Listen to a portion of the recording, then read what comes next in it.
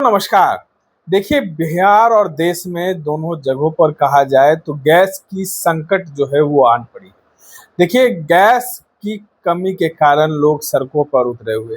अब ये अफवाह है या गैस एजेंसियों की जो मनमानी है वो देखने को मिल रही है। हमारे साथ पूर्व आईपीएस अधिकारी अमिताभ कुमार दास हैं।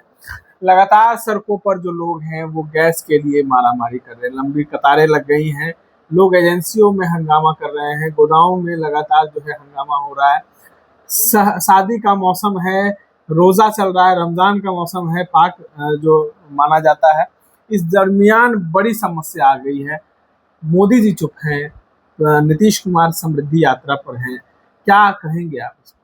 देखिए, ईरान युद्ध की वजह से पूरे हिंदुस्तान में एक बहुत बड़ा तेल और गैस का संकट खड़ा हो गया है।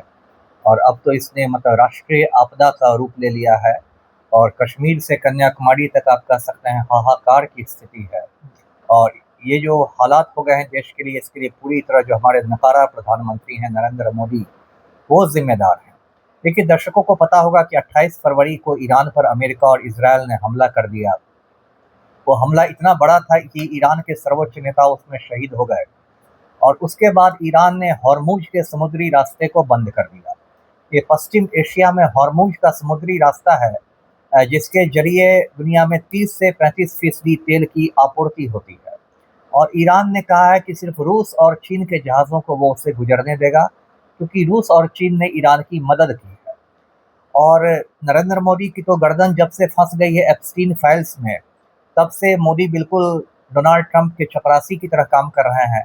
और ईरान का भी साथ भारत ने इसलिए नहीं दिया है। तो भारत के प्रति ईरान की नाराजगी है। और भारतीय जहाज़ों को भी नहीं जाने दिया जा रहा है हॉर्मुज के रास्ते से।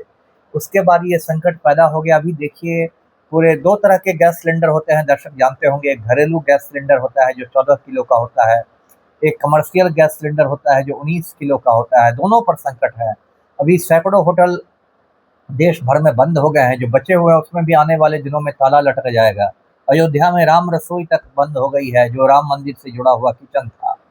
पटना में अलग हाहाकार है। खबर आ रही है कि सम्राट चौधरी के गुंडे जा जाके एक एक एजेंसी से 15-15 सिलेंडर उठा के ले जा रहे हैं।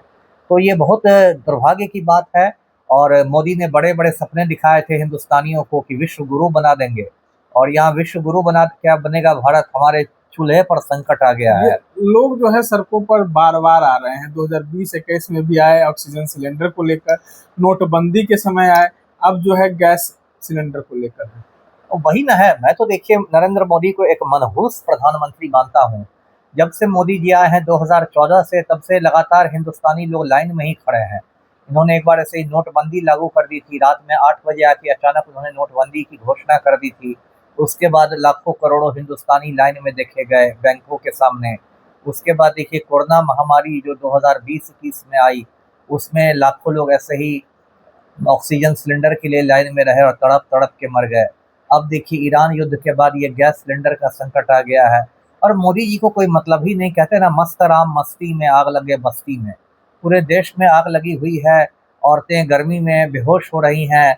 सिलेंडर के लाइन में औरतें मतलब मूर्छित होकर गिर रही हैं। और मोदी जी को कोई मतलब ही नहीं है। वो संसद में भी नहीं आ रहे हैं। कल तो संसद में दिन भर विपक्ष ने नारा लगाया कि नरेंद्र भी गायब, सिलेंडर भी गायब। तो क्या इस देश में चल रहा है? देश की जनता से भी मुझे शिकायत है।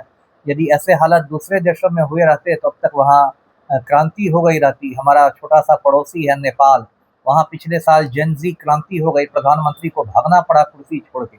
लेकिन हिंदुस्तान की आवाम तो ऐसी मतलब मुर्दा हो गई है कि कुछ भी हो जाए, इनका चूल्हा भी नहीं जले तब भी ये लोग बैठे रहेंगे। जी, तमाम चीजों को सुन रहे थे पूर्व आईपीएस अधिकारी अमिताभ कुमार दास जुड़े हुए हैं।